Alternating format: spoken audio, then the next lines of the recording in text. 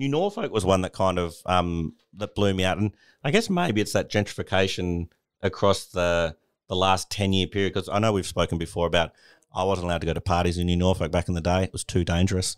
I love New Norfolk now. I reckon you'll find that if they do this report in another 5 years' time, New Norfolk's no longer on that team. No, I agree. Going once, going twice, sold. You're listening to The Property Pod. All right, guys, welcome back to The Property Pod, your weekly engagement into real estate here in the Hobart Marketplace. I'm your host, Aaron Horn, and I am joined back by the two guys at the desk. It's been a red-hot minute between drinks for everyone in here, but welcome back, Patrick Berry and John McGregor. Can I just say that after, 3 or 4 years of doing this podcast, you are nailing these intros. I know, I don't stress. Every week, you don't stuff it up anymore. I don't stress about it anymore. I used to be like, oh my God, I'd be lying in bed thinking, all right, and then I say this, and then I say this. Now it just rolls off the tongue. Rolls off the tongue. I can even make it up if you're not here, if you're not here. I got this. No problem. And then I've got someone else in this seat. No, it's good to have you, Mac, J-Mac. Me and Pat flew solo last week, and we talked all about his trip to Inman. You were away. Where was I? You were in South Australia. Yeah, that's right. Yeah. Where was I? God, I spent so much time abroad. Where was I last week? I think I was on a cosmic trip around the globe. Yeah. Well, that was for the release of my brother's gin, McGregor and Young. Yeah, I was hoping you'd bring some in. You got any sitting about? I do on my kitchen bench, unfortunately. But we've got we're going to do a tasting at the end of the week. And I'm sure for the listeners, we'll have a discount code in the notes that we get a kickback like they do on all those big name podcasts. Marketing. Yeah. Affiliate marketing, baby. Just use the code below. Type in McGregor Gin. Friends of the Property Pod. Well, Can't speak today. Jesus. It was so good. But it took 6 years in the making for those guys. They realistically, though, Chris is a high voltage electrician, has his own company, and Scott was in the Air Force. So they never really had lots of time to consistently break it, to work on it. But one thing they discovered when originally, I think they said the idea of first spawned that they were going to have like a little bar in Latvia, and they realised, well, that's probably, the coordinating all that was a bad idea because they were travelling. Why Latvia? They were travelling through Eastern Europe at the time. Yeah, and just fell in love with Latvia. Something like that. It could have been some other L country, but something like that. But when they got back and they realised they really wanted to do this, they first discovered actually we just have to become good distillers first. So they end up just learning how to make alcohol. So to have their own clear spirit and then build the gin from there, and they always thought, well, you can get into gin really quick, buy some alcohol, throw in some botanicals, and boom, you've got a product. But the reality is it's over flooded. The market, there's gins absolutely everywhere, but they never did it with the intention that they wanted to make money. They just wanted to make a good alcohol. So with that, then they played the long game to think, well, look, there's an oversaturation of product, but they just want to make something that they really love to drink themselves and build just a small little business around it that hopefully they can just sort of pay a decent little salary and then just be distillers and, Chris can sell his company and Scott retired from the Air Force. So that's sort of the long-term goal. Yeah, when you came in and said, this is the family gin, I was just like, gin? I would have put you guys down for your whiskies or something dirty like that. But whiskey. But it looked really cool, all of the design on it and everything they've put together. And obviously, like you said, it's been a 6-year process to kind of just go from idea to this place. Will we be seeing them on Shark Tank or anything like that coming soon? Like I saw some fancy botanical drinks that were on there last night. I love Shark Tank, by the way. So the plan is all the products paid for, so they can just slowly sell it. They've got 2,000 bottles on the first run. And then figure out where they are in the market. Yeah, cool. Figure out how they're going to sell it. So that's a whole nother skill set. Scott was just sharing with us on our family chat as well. But it's so exciting. And, not playing favourites. Look, if you don't like gin, you're not going to like it, because obviously it's a gin for us, makes sense. But honestly, it's a really bloody good product. Cool. Really bloody good. Sweet. So we thought I bought some mixer to make this cocktail that they had on the launch night. So on Friday, ideally, I'll bring the stuff in if we can. If not, if it doesn't work this week, we'll do it next week. But just so everyone in the office can give it a crack. I'll be here for that. It'll be a January adventure. That's right. So they're here for the Gin Fest next week. There's one next week. Yeah. Sweet. Rock and roll. Oh, we should have them in on the podcast. They'd come in for sure. Yeah. There you go. Done deal. Sorted. There's that. Guest sorted for next week. Tell us about your gin. Let's taste it. Yeah. And talk about real estate second. Yeah. That's Maybe. what we do normally. What's the difference? Boozy real estate. We'll sort it out. I wanted to talk real estate today. I looked into a little bit of stuff. There was kind of a report that came out through, is it Prop Track or? Yep. That is it. Thank you, That was Pat. it. You're on the money. And it was interesting. It was kind of about this, how long people will hold on to a property or how long people will be in certain suburbs. And it's interesting. I know I've heard of the 7-year itch. I think you mentioned it even before we started, but that life cycle of kind of you get into your home, about 7 years later, you feel like it's time to move on to the next one. We're about 5.5 years into having the place we're in at the moment. Our family's grown exponentially since we purchased the house. It was kind of like, oh, this would be a good fixer-upper. Now it's a good family home. But it's like, oh, we're going to run out of space. So we're actually quite just the average, right on track to be the normal person of hitting 7 years. It's time to move. Yeah. So I just kind of wanted to look into some of the stats on this report and see if it holds true or if it's a little bit different. What always interests me is that people think that it's just 7 years. But it's actually every suburb's different.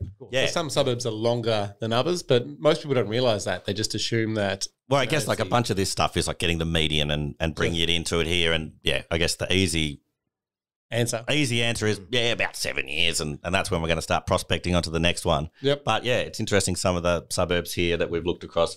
The report had across all of Tassie, all across Australia. But of course, being Tassie based, we looked into our marketplace and kind of looked across the top 10 suburbs with the longest average hold period. So if you want to kind of go through some of those ones, maybe we could talk to why we think those suburbs might have a longer time than other ones. Yeah, well, I guess the first stat that the report actually outlines, which I thought was quite interesting, across all of Tasmania, it's actually the 11-year itch.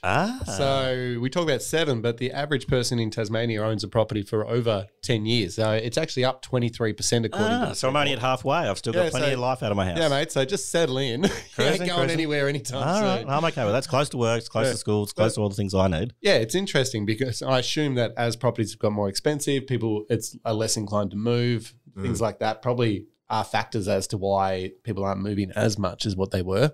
But, it's an interesting sort of report that's come out, and the stats and even the suburbs that perform better than others are quite interesting, and for the different reasons, I guess, like why they're appealing to people.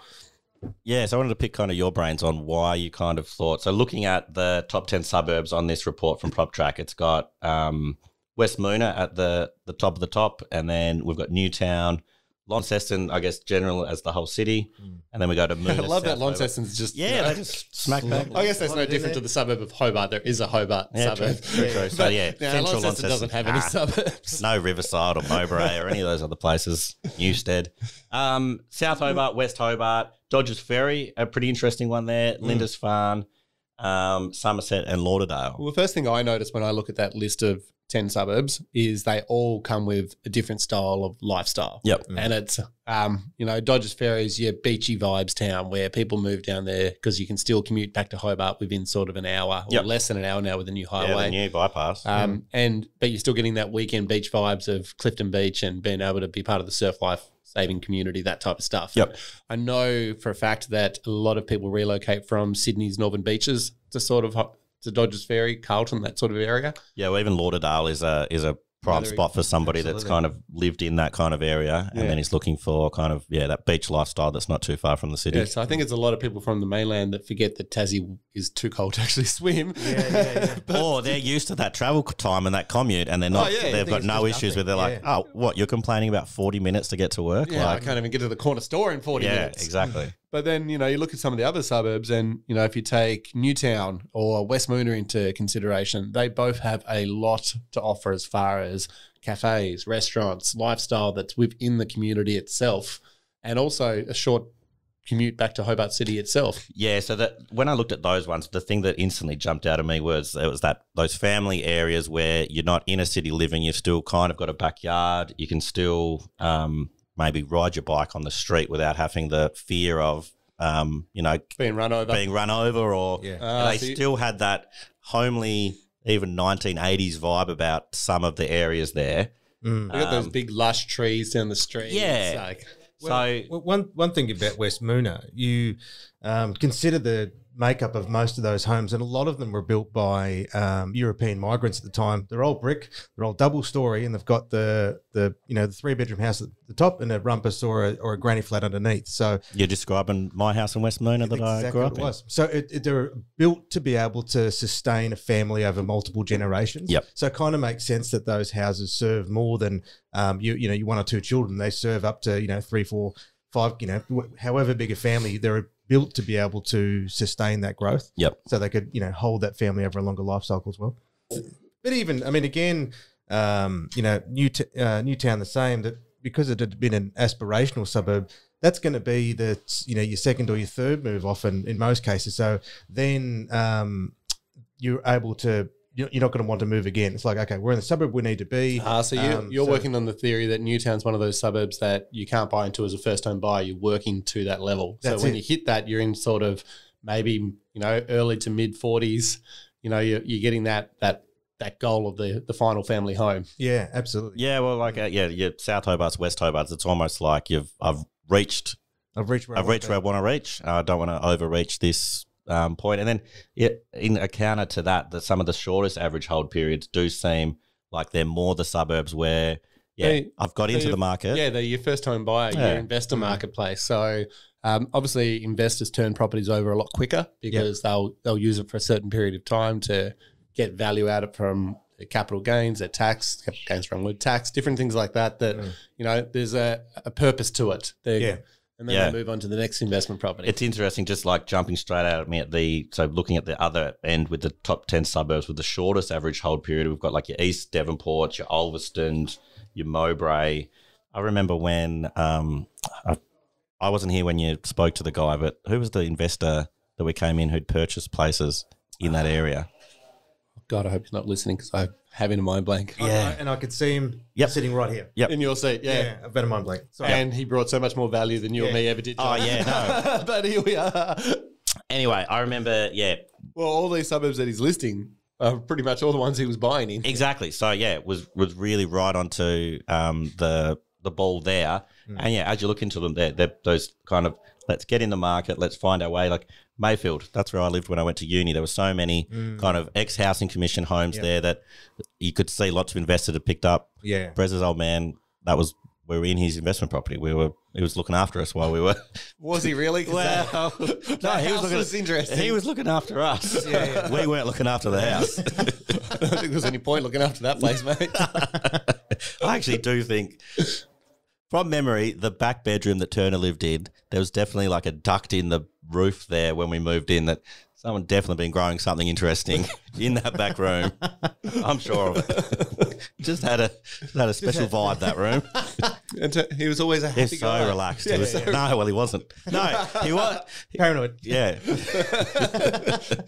was like jumping all over the spectrum just then. Look, it's interesting, looking at these kind of the other end of the spectrum. New Norfolk was one that kind of that blew me out. And I guess maybe it's that gentrification across the last 10-year period, because I know we've spoken before about I wasn't allowed to go to parties in New Norfolk back in the day. It was too dangerous. I love New Norfolk now. I reckon you'll find that if they do this report in another 5 years' time, New Norfolk's no longer on that I agree. top 10 list. It's definitely becoming a family vibe area. Yeah. The new subdivisions going in out there. Like there's a really cool brewery that's open up out there, distillery out there. So, if McGregor takes off, maybe they can get a distillery up that way somewhere. Oh, just wait. We'll have blimps and everything. Blimps. Blimps? Why does blimp go to your head? Because no one has blimps in Tassie. Because it's too windy, John. We're bringing blimps back. But that's, you get really good value for your, per hour because it's going so damn fast. Yes, I heard the Hindenburg is on sale. Yeah, exactly. And can they just burn the gin to fuel the blimp? See, that's the point. Like, there's so many ways to use a blimp. No one's thought about it. Those early batches that didn't go anywhere, John. Yeah, that's right. Blimps, all right, we got this. But there is a lot to like about New Norfolk. It has really changed. I was up there the other day, and I don't know if you've been up there recently. Even the rowing club's got this giant club room down on the waterfront. So I didn't know that was there. But. And the way the valley kind of sits, it always seems to be so glassy down there. You never kind of have to worry about kind of it blowing across you. The amount of times I've been down there flying the drone and looking over the river, I'm like, man, this place is gorgeous. Yeah, so I can see why it's definitely changing. I'm surprised to see it on that list, if I'm being honest. I'm actually very surprised to see that. So just it's only 5.5 years is the average hold according to this report. And to me, that seems strange. So from a real estate agent's point of view, I know you just mentioned before, you're like, I've found the next place that Azza should be prospecting, like getting his boots on the ground and dropping his Flyers. his card. No, what about the card? Have you guys? We haven't covered this on the property pod. I'm just going to throw it in there. Did you? We talked about the Reddit thread about Azza's cards. Oh, that's great. Yeah, so good. So just randomly out of nowhere the other day, Mark Stewart, friend of the podcast, has texted her. He said, I don't know if you've seen this. What do you think about it? And it was this Reddit thread of Aaron Murray had popped his card into someone's letterbox and drawn he hadn't drawn the penis on it. Someone had drawn a penis on it and put up, and this I'm sick of getting all this rubbish in my letterbox. But Reddit's a pretty horrible place. Like Reddit is the place on the internet worse than Twitter where people will just hate on each other, throw mud at each other and say all these horrible things.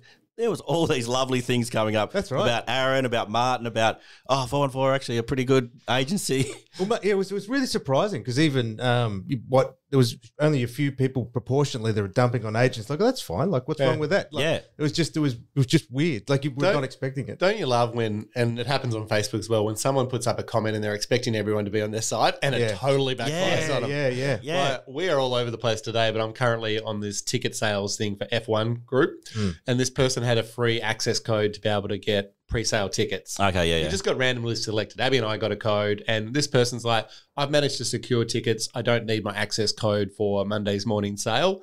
If you'd like to buy it from me, DM me. There's a freaking free code, and everyone just hated on him. They're like, you can't sell a code you got for free. That's just a dog act. Just give it away to somebody. Wow, yeah. And like, he was like, I think in his head, he was like, I've got this code. I don't want to go to waste. I'll sell it to someone cheap. But everyone's just like, you should have been giving that code away to the poor people that couldn't get a code. But that's a great example of, like, to me, of the same thing with the Aaron. This guy's put it up thinking people are just going to hate on it like crazy. And they didn't. No, well, Most it was of them funny. were quite positive, and Especially given, our nature of our business. Like, we're the easiest marks and to be crapped on, but that just didn't happen. Oh, well, it did. Like, there were some, But if you want to find it, head over to Reddit, and I think if you search in, like, a Hobart subreddit, you'll find Aaron Murray with a phallic symbol drawn across his face, and then some mean things and some nice things said. Yeah. But getting off topic here completely. But it brought back to prospecting in an area where a house may be a short hold time. So could a real estate agent use this list and be like, okay, so the hold time for properties here is lower than other suburbs. I'm going to try and stake my claim in this area. I think there's merit behind it. Yeah. If it works, I don't know. Like, any prospecting is only good if you repeatedly do it consistently. I think with a lot of prospecting, people expect the answer tomorrow or the listing tomorrow, not the one in 2 to 3 years' time. Yeah. So I guess it would depend how hard you prospect an area. Well, the other part too is you need to, for an agent's perspective, if you're trying to establish a certain income for the business, you also need to know how many houses are actually in that area. Because if there's it's got the highest turnover, but there's only like 500 homes in the suburb. Well, you're probably still going to starve a little bit because it sounds like they're selling quite quickly, but there's just not many houses. Yeah. So it's all relative to the actual size of the market in that as well. But honestly, like, it is, like in any business, you're going to determine what's your market, how many there are, and what's the potential exposure. So it makes sense from a strategy perspective, of course. Yeah, no, it's just an interesting kind of, you kind of mentioned in jest, but I was like, well, it's not the worst way of trying to find business. Like, if you can work out the places to go where you're going to have a high success rate. Well, like going back to that thing about moving to Norfolk, so that the economist Anne Flattery, is it? I always get that wrong. It's an Irish Flaherty. Nice. But she talked about it's like better infrastructure and gentrification. So the more that a suburb is going to be able to serve you, the more likely you're going to stay. Yeah, which is kind of what I mentioned with New Norfolk before. It was like, it feels like the idea of the suburb of New Norfolk is not the same as early 2000s. That's right. The suburb that's doing well, or the council that's doing well at the moment, is the Sorrel Council. Yeah. Like, the way that they are creating opportunities for their people in that area is just astounding. Like, Have you been to the new park? At Sorel? Yeah, No, the I one with the Ninja Warrior. No, I have not. Oh man, yeah. Oh, it's so good. So yeah, it's got a massive kids playground, not as big as the Kingston one, but like heaps of little areas for different age kids, and then an adult-sized Ninja Warrior course for training for Ninja Warrior. Dead set. I had no idea that was there. It's a massive fight between Kingston and Sorel, in my opinion, as to the council that are offering the best value for their people. Yeah, constituents. Yeah, absolutely. it's just astounding what those two suburbs are doing as far as like facilities, like infrastructure, playgrounds. I don't want to shit on our local area, but like, what about our pool? Well, it's as you were speaking, the first thing that I said this, a running thought, which is, Glenorchy's one that lacks vision of what it wants to do next. Because you think of all those suburbs, like it's very driven, right? Family, let's invest in the infrastructure to get them to have everything they need locally. Whereas Glenorchy, I suppose, has just been so well established. Like, well, now what the heck do we do? I think it's like if you treat the council as a business, for instance, it's any business that grows, they get to a point where they feel like they hit a wall. That's like, it. Yeah. Where do we go from here? Oh, if you look at Sorel and Kingston, they're both emerging suburbs. They're both like getting lots of new subdivisions population. So they've actually got income coming in to help fund these projects. Yeah. Where Glenorchy hasn't got that opportunity to develop more properties to get more people to live into their suburbs. So they're at a point where they've spent their income or it's all allocated and it makes it hard to do these projects where Sorel's got endless construction happening. Oh, yeah. Well, yeah. And Norfolk's the same. The BMX track. Kingston's the same. Like if your population or your housing is growing rapidly, you've got extra funds that aren't allocated to anything. So you can do these projects. Yeah, and less objection because it's sort of a bit more future focused. And I guess there. you've got to offer those things so people say, yeah, I want to move to that area. 100%. Yeah, so you can see why some of those suburbs are doing really well at the moment. Yeah, no, I dig that. That's actually a really good point. And no. So nothing against Glenorchy. You guys are doing a pretty good job. We're getting some new playgrounds at the moment. The skate park's just gone in at the Montrose Bay and the one. Oh, Pat. I'm not on that skate park. Oh. That's a story for another day. Oh, okay. Well, we'll save that for next week. But yeah, down by keep an eye on Reddit, Yeah. I've actually got 2 subreddits going on that at the moment. They're not getting much traction though. But yes, no, look, there are things going in and as you say, like there are emerging suburbs where there's space to grow. We're kind of boxed in here in this place where... A little bit stuck on the ability to grow and create more opportunities. And so I suppose so much counter vision too, because with the finite amount of use of space or the repurposing of buildings, you just got so many different heads at this point with so many different conflicting perspectives. Yeah. Whereas in growth, it's like, well, it makes sense. Well, there's space. You've got space for you. We've got space for me. So everyone's happy. Like I'm sure somebody went to the Sorel Council and said, I want to train for Ninja Warrior. I need a training facility. They're like, great. Awesome. You can have that. It's so funny. When I watch the show, I'm like, it looks really, really hard. I wonder how I'd go. And you know how it always starts? You jump from like the first three bits, platform. Yeah. And I'm like, yep, I can do that. And then the next one's one of those ones where it like works on your upper body. Oh, yeah. You've got to swing with your own body weight. I was just like, oh, no. oh, no. And that's as far as I've got. Yeah. Oh, man, it's nuts. So you went off to your High Rocks just recently and did your fitness fest event. So maybe head down to Sorel and on your way to the in-laws, just drop by and see how you go on the course. It would be interesting. We do like an office challenge Ninja Warrior and none of us get past the first three obstacles. I actually wouldn't mind that. That's not too bad. Yeah, that might be next on Az's fun card.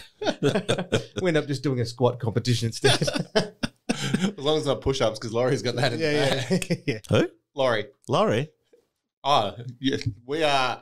I really apologise for the listeners this week because... It's been a while between hot takes. But Murray was adamant he could beat Laurie in a push-up competition. And for people that don't know, Aaron Murray goes to the gym most days and he's quite buff these days. And Laurie, how old's Laurie? 70s? Yeah. Late 70s? I don't know. Apologise, Laurie, if I've oversold you. He won't listen, but yeah, somewhere in the 70s. The two of them had a push-up competition. And Laurie's at like 70 push-ups and going strong. And Murray is struggling, begging Laurie to stop because he couldn't do any more. Laurie's just up, down, up, down, up, down. Forget about it. Where was I for this? I can't believe I missed this. Yeah.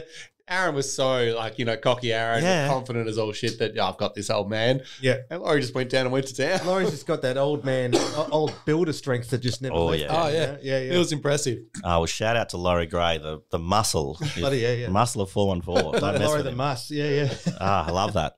All right. Well, look, we talked some real estate. We talked a lot of rubbish. Talked some right. They're normally my favourite ones, to be honest. Thanks, guys. We will be back next week, maybe with some gin to taste. Yeah. Only time will tell. Maybe some special guests. Maybe, yeah, if John can get it organised. Oh, yeah, those ones. Yeah, I'm still working on those as well. Yeah. Yeah. I still think you're talking different special guests to what I'm talking about. What guests are you talking about? Well, our 4 BPO people that are arriving. Oh, yeah. Yeah, I forgot about that. Yeah. Woohoo. I would love to get them on the pod. Good luck.